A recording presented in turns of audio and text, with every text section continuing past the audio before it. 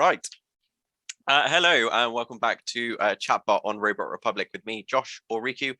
Joining me today, we have a very special guest because I'm joined by Arron, who is the Chief Executive Officer of eblitz, which is a really awesome kind of app designed for gamers who are looking to create teams and parties for their games. Hello, Arron. Hey, Josh. Well, I'm very happy to be here and thanks for the invite. Brilliant. No, thank you very much for coming on. It's a pleasure to have you. How are you? How's your week been? Pretty good, it's one of our usual release week. Very, running at full very speed. stressful, I imagine. All the trains remain on the track. So far so good. That's what we love to hear. Everything's moving forwards. So obviously eblitz is a really cool app, and there will be people watching this who have no idea what eblitz is. So could you, for the uninitiated, could you give us a brief overview about what eblitz is? Because I'm sure I butchered it in my intro. Oh, yeah, I think you did a good job. I think in a one-line fashion, we do one thing and one thing only at this moment. We connect people by letting them play together. That's the one thing we do. And we do that in a very simple way. You come into the app based on your profile and your preference. We'll recommend the people who are online at this moment who can play with you. And within a simple swipe, you start a team and a conversation. And if interest meets, you start a game from there. And the one thing we do is specifically ask our users to do after each game session is to rate each other on a very simple Uber style rating, 0 to 5 stars. Very simple. And out of that, we can start to identify who tend to get on well with each other. We can, unpleasant experiences can start to flag up, and that give us the ability to react and curate better experiences over time for every user. That's amazing. And obviously, I play, quite a few games. And kind of shockingly, and I kind of like at times it is difficult to kind of find people to play with sometimes in online games and stuff. Kind of, where did the kind of idea for this kind of like player matching kind of social app come from? Is that kind of something that you yourself kind of as a gamer have kind of been like, oh, it would be really cool if I could kind of do this ahead of time, or has it come from kind of discussions with friends, or is it a mixture of both? I think it's definitely a bit of both. It definitely started with a personal experience during the various iterations of the lockdown. I definitely find myself playing games more than I used to. And I'm a classical sort of social gamer type. I never really like sitting in front of a device with just me and the screen. So it came to a question of how do we organize, people play together. Everybody is busy with their life, so many of the time I find myself having no one that's ready to join. And I tried some of the in-game fill. Many games have a fill option at the moment, and oh my god, that experience is, I think shocking is probably the right word to use. And I thought maybe it's just me, playing at a low level on most games, creating that problem. And then I spoke to a lot of gamers, what is their experience, and I was surprised to find that everybody suffer from the same problem. And then I asked them the question in reverse, what is the one thing you want the most in your gaming life at the moment? And the answer is consistently, I just want to find someone to play with. I thought, wow, hang on a moment, don't you have your WhatsApp group and everything? And then they tell me, yeah, sure we do, but people not around, they're busy all the time. And then I suddenly realized the little episode of the issue I experienced is actually quite a common issue. And then I looked around at what are the options available. I mean, it must be, gaming has been around for decades, and people must have ways to come together already. I looked at Discord, I looked at how people use Twitter, how people use Facebook groups to find people to play with, and I tried quite a lot of them, and Reddit. They do the job, but it's a horrifically complex experience in a day and an age where most people expect to press a button and just get a result. Gamer need to invest hours and for a 5% probability of success. That's horrible. And gotcha. That is the only option today. Then I thought we must be able to do better than that. Absolutely. so built a little prototype of how I would see, before even thinking about the technical feasibility, just how I would see what a sensible experience finding a teammate should look like. And we got really strong reception. So I thought, yeah, that's the one. We got to build it. Absolutely. And that's the story. Oh, that's brilliant. And actually, it is a thing. If you want to, play with, people that are at the similar level to you, or, you kind of just want to play a multiplayer game that is just, you're doing it for a laugh and you're not doing it to be like really, really, really focused and stuff. It is like you say, there's about a 5% chance you'll end up with people that are in the same mindset as you. As I want to play a couple of rounds of Call of Duty in a nice chilled fashion where we're just going to go around shooting people. You don't want someone getting angry and shouting at you because, oh my god, we're going to lose because you're rubbish. Yeah, why did you do that? Oh my god, you're so rubbish at this kind of thing. It's like, actually, it's quite nice. And kind of that brings me into my second question, really, because obviously, it is an unfortunate thing that kind of in quite a lot of gaming today there are, and it is a minority, but there are a minority of people that kind of are quite, kind of toxic, kind of, if we were to use the term. And toxicity in gaming is obviously something that's becoming more challenging, especially as like you say, gaming has been around for decades, and the profile is becoming bigger and bigger every single year, and especially with the lockdowns as well, a lot of us being stuck at home playing more video games. And obviously it's something that, developers look at and go, well, how do we overcome this? How do we stop this and stuff? Kind of, is this something that kind of with eblitz you're thinking, actually, this is something that we want to try and challenge, the kind of like this toxicity in gaming? If you're going to play a casual game with other casual players, this is kind of, eblitz will be able to kind of really help you get a group of people that just want to play casually, not hardcore players that want to be spending 8, 9, 12 hours a day streaming and playing games like Fortnite and other games like that, but is, kind of to help challenge that toxicity in gaming. Challenge toxicity, absolutely. I think that's one of our primary goals. In terms of the users we want to serve, I would definitely want to serve both groups of users, because I think, and I'll come back to why. I think it's a question of how we, I guess, interpret toxicity in terms of its cause. I guess there are probably three main areas I will see. The first one is the situation you put people into. As you said, if you put one very sweaty player together with someone who just want to have a laugh, there will be friction. Or two people who cannot have a common conversation together for many of the reasons, be it language, be it age, be it just personal preference. That's going to be a very frustrating experience. Frustration will result in toxicity very frequently, just because you're pissed off. If someone's pissed off, it's never going to be pleasant. And I think, so that's the first, and that's absolutely an area where we want to do better on. I think games focus a lot on skill-based matchmaking, whereas we focus our algorithm, solely on the social side.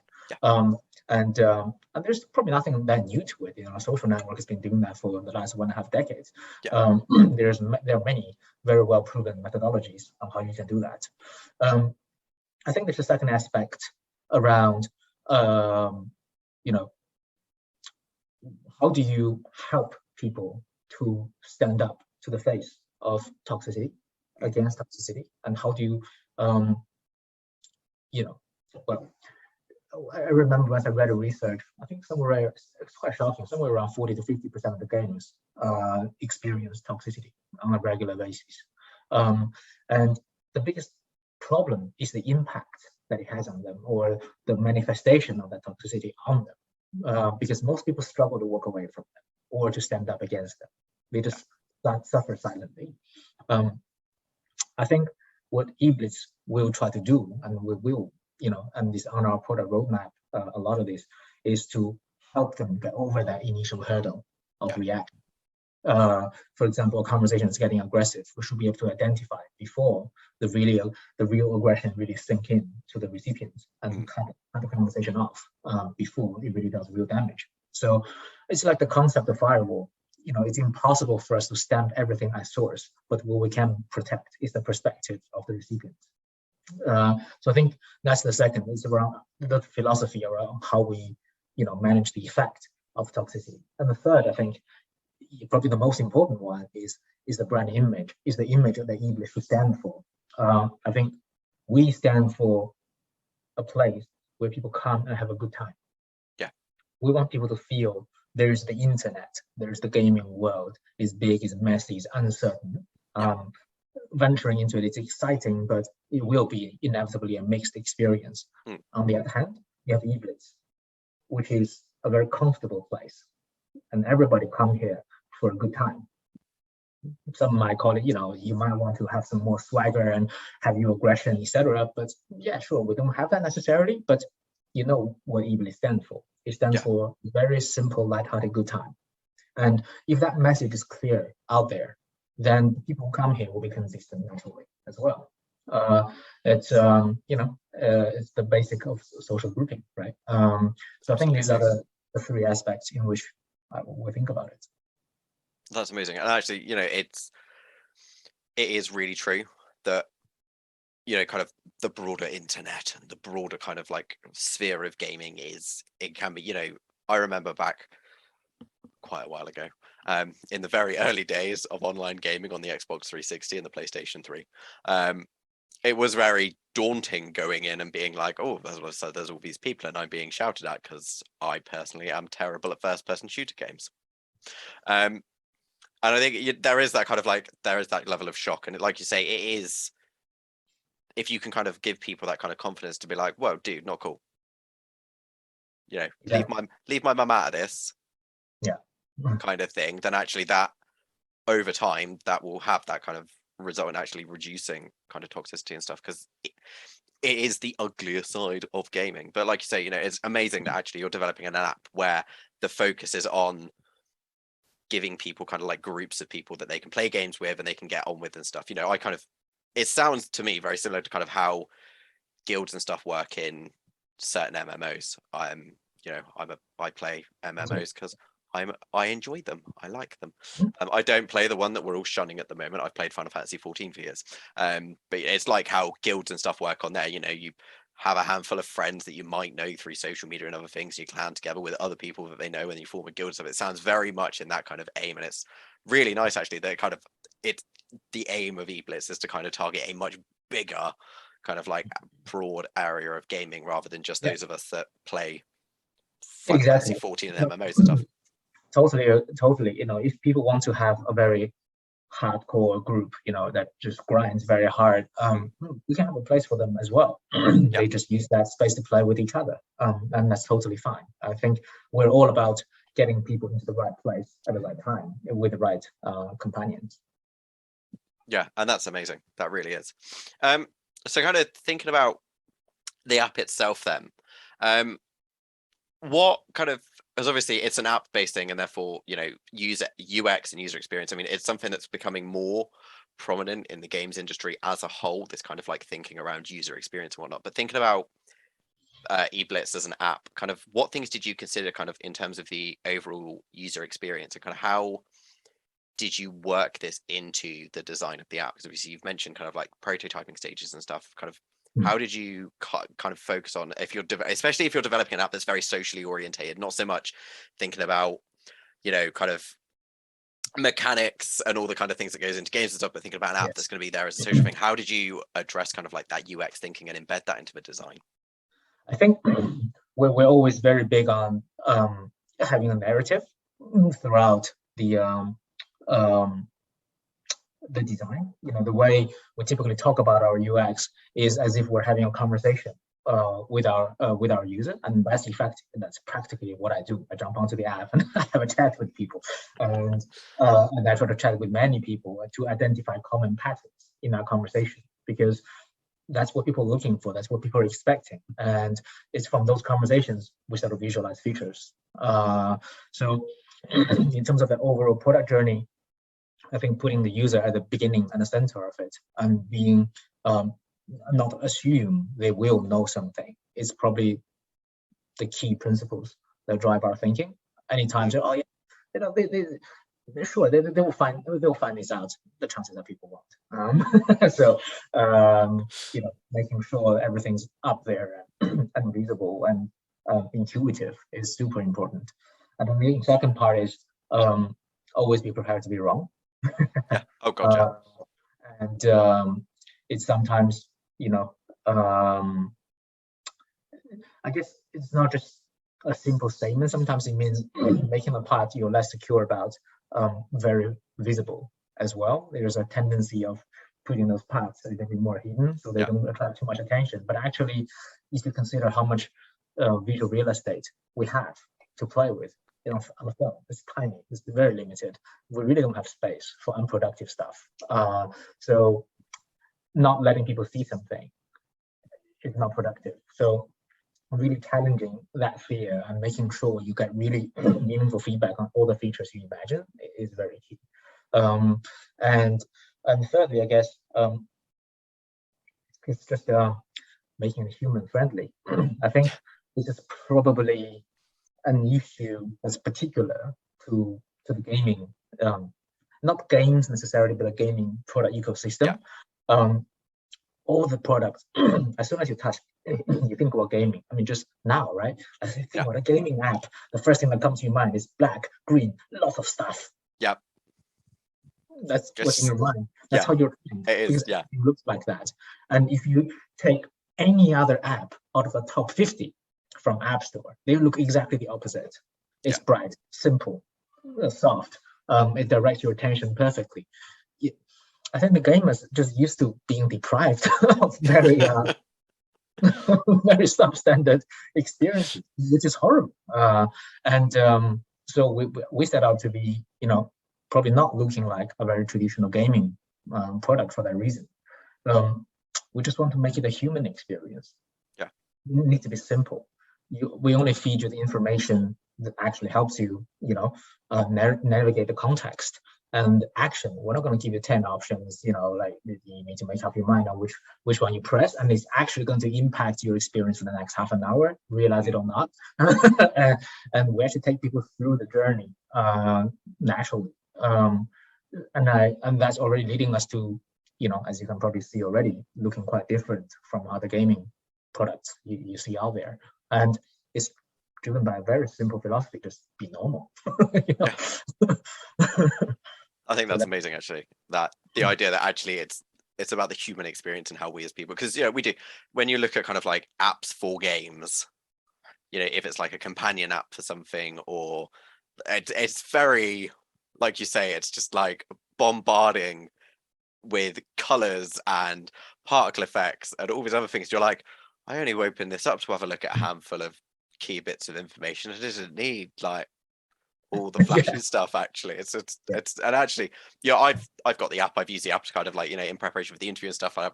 It's just so nice, so simplistic, and like you say, kind of that simplicity is something that is important, because games are hugely complicated and they need to be hugely complicated for myriad numbers of reasons. But actually, the apps that we use to interact with games don't necessarily need to be as overtly complicated, and it's nice to have something that's and it's nice to have something that is highly accessible, and you can just open it up and you know exactly where you are, you know exactly what you're doing and stuff.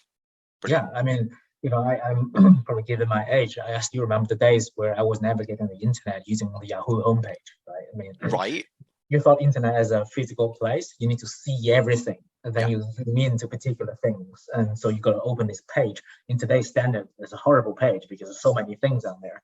But look at today, people use Google. They just expect to ask for what they want in a non-specific way and still get the right result. And that's what product needs to deliver. It's not about showing people all the possible possibilities. It's about using technology to make it more human friendly. And we've been doing that for the last 30 years, I guess gaming world has something to catch up on. Definitely. Absolutely.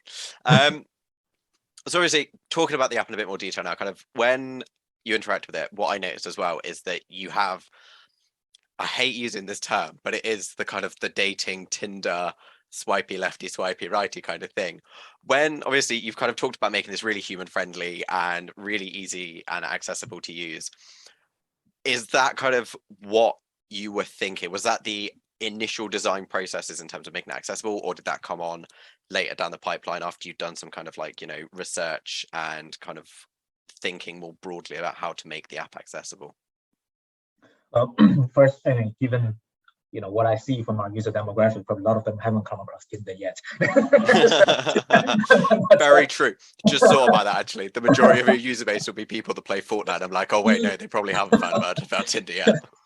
Not sure they'll go trending on Tinder.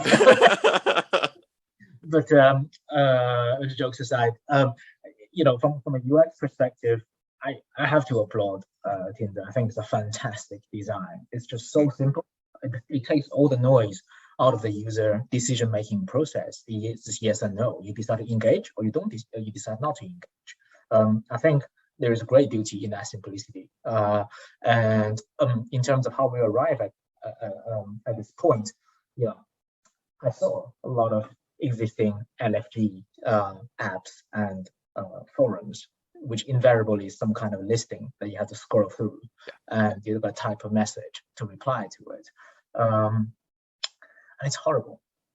It is. I'm a very impatient person. I run out of patience after reading 2 of them. And they all look the same. So I need to say that's not what we're gonna do. and we did go something around, what is the best option. All the social media have different feeds that give you different types of choices to engage with, but we felt presenting a potential teammate is different from giving a post. A post is very light. You literally spend 1 second reading it, maybe spend another additional second liking something, then you move on. You don't have a particular expectation of that outcome. So we thought that line of thinking wasn't going to yield the same thing. And then we thought about the Tinder approach. Then we find a lot of similarity, I guess, in that emotional journey.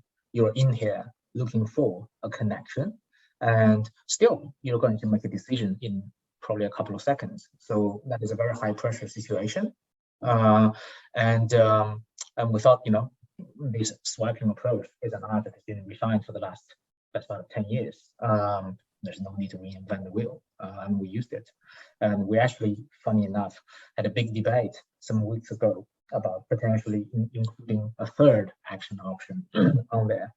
And people hated it, so we killed it. And it was still left and right. You're right. I mean, if you're looking for a group to game with, yes or no, just make it simple. Do I want to play games with this person? Yeah. No. Yes. Exactly. No, yes, no, yes. It's very simple. People love that experience. I actually don't normally talk about stats, but just for the sake of interest, people on average invite between 12 to 15 players when they're on our app. Wow. They love this little fun thing to invite people. That's amazing. And but like you say, it's that simplicity. Yeah. And if you mentioned you try the app, when you just log in, you're going to be hit by a lot of invites, so you're straight away into the flow. There's something happening. It's buzz. And you go from there. It's a happy starting point. Absolutely. Oh, and it is a really nice app, and just so easy to use. So easy to use. Another thing I want to talk about is something that kind of I thought was awesome when I looked at it, because obviously the app has the ability, if users want to, kind of integrate with Discord.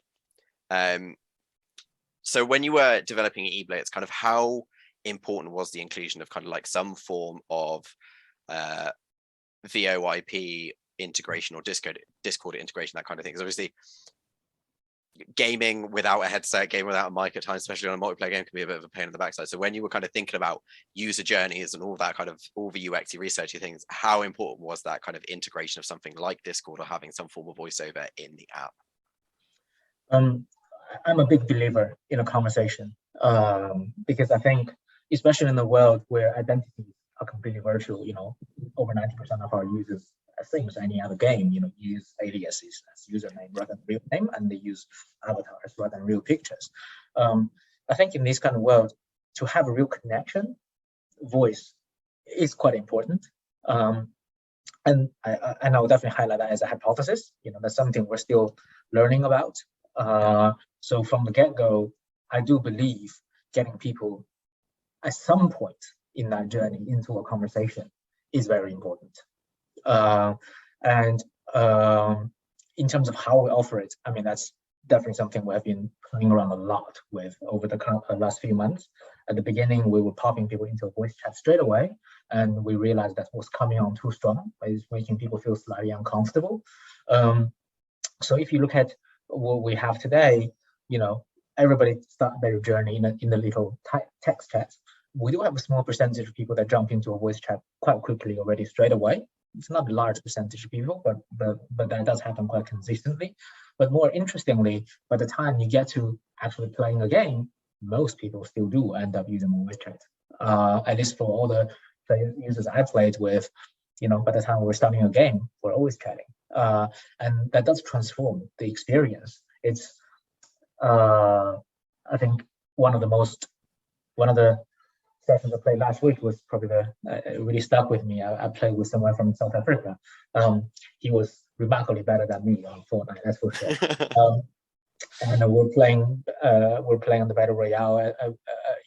He was killing it, and I was just following. And at one point, he was doing his 1-on-2, duel, and as usual, I'm being a good backup, standing behind protection. But at some point, I saw there's someone coming down the hill at him that he didn't see, and I just picked the guy off. He looked like, "Oh man, thank you for getting my back." Bam. If I didn't hear that, that would have just been another kill. Yeah, the kill was good for me, but because of that very quick sentence, it became a very special experience, and I think that's probably the whole essence of playing together, right? You have that interaction. So I do believe the voice chat is important. Absolutely, yeah, and I always think back to playing games like if you want to play a solo game, then you play a solo game. But either I find if I'm playing it like a single player game, I still want to talk about it with people.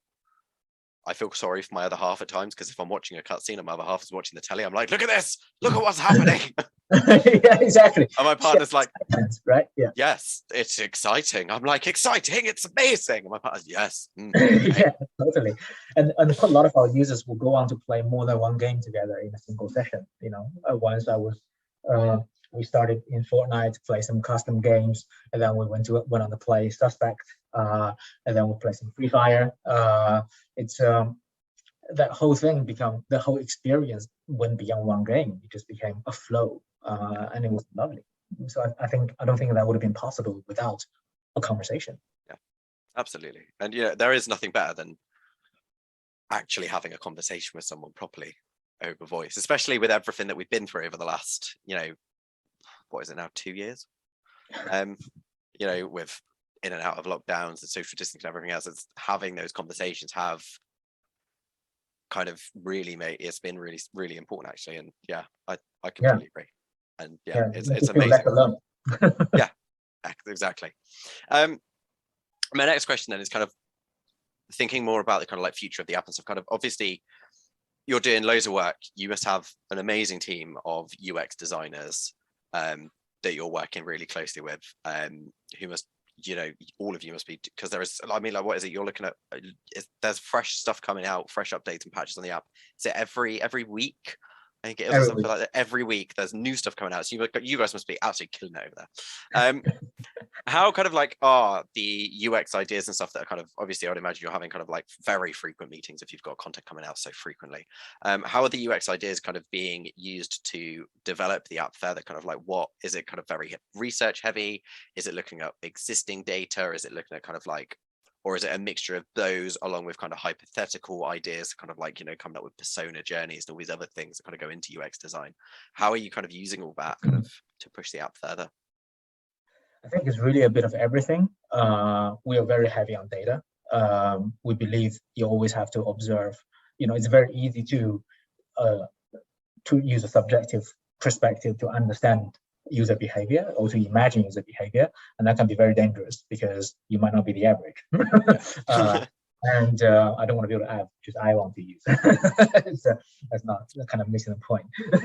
So I do believe a lot in data. But the challenge with data is it tells you the result, it doesn't always tell you the cause. You can see some, the percentage of people going from this step to that is not as high as I want, but why? And therefore that qualitative color is very important as well. And we do have, fortunately for us, we do have a group of community moderators who are extremely active and very, very helpful. And I pretty much spend half of my day, going bouncing ideas with them, getting their experience on, who have you played with today? What did you feel? What did you feel they felt? What was your highlight? What was your low light? What was the most common frustration you felt as you went through the day? And did you feel different to last week? So I go through tons of conversations like this to add color to what we observe in the data, so that it becomes a full story. And as you do this, what you tend to realize is you are always in a state of information overflow. And that's why the point I mentioned earlier, to always then bring it back onto a user's narrative, to use the final sense check as a human being to see, okay, this is what we saw, this is what we think is not working. To change that, we mean this. So then what does this mean in user narrative? Does it actually still make sense? Has it become a strange beast? And then we use that as a sense check. So I think that's the thought process. And because we're a startup, I think the ability to do this super quickly is vital, because the only enemy and the biggest enemy we have is time. And if you're too slow, you won't have enough opportunity to get it right. I don't think you can't bet on finding a genius, but you can bet on working hard and fast. Absolutely. Last question then, kind of, that I've got written down on my list. Kind of, what's next for eblitz moving forwards? Kind of, what are the plans moving ahead? Kind of like, obviously, I'm sure you've got all these amazing ideas and stuff, but kind of over the next few months, over the next 12 months, maybe if we can get some information on that, kind of what is the plan moving forwards? Because obviously the app at the moment is kind of, when I was using it, I thought it was great. Really, really cool app to use. So kind of what is next for the app really, and what's next for eblitz as a company? You know what, on this you might have an exclusive. Oh, this will be a first. We are becoming multi-game, so that's the first. That's going to happen in the next couple of weeks, because we start to realize when people come to our app. I mean, we're humbled to see that pattern. At the beginning, we thought, okay, if we can engage with the people just on the basis of Fortnite, when they want to find someone to play Fortnite, they come here, that's good enough. And we'll be happy with our outcome. And we start to realize, actually, people come to our app a lot earlier than we thought, way before they decided what they're going to play. So the first natural expectation for them is to find out what they're going to play today. And they were actually more interested in finding a teammate than deciding what game they want to play. Oh, wow. So that's the one very interesting pattern we observed. At the beginning, I used to think, okay, maybe we need to improve the clarity of that journey, until I actually spoke to literally dozens of our users. I sort of realized the conversation goes as, hey, nice to meet you. What game do you normally play? Oh, should we play that? That is the conversation that people expect. And they don't choose a game until the very last point of that conversation. And we're making them choose at the beginning so far. So yes, I mean, we're going to go back to give them what they want. And by becoming multi-game. So that's a pretty big change for us. And one that we have been thinking hard and working hard on for some time. And that should be coming out in the next couple of weeks. And that's the one thing. That's first. And the second, I think it's really about adding, sort of finding more touch points with existing gaming communities. I don't believe in just us muscling the world. I think ultimately we're providing a toolkit that a lot of gamers want. We don't want to necessarily replace everything else out there. So we do have some cool projects that we're working on, integrating with Discord bots, for example, so that your current very messy typing experience on the Discord channel just become one button. Wow.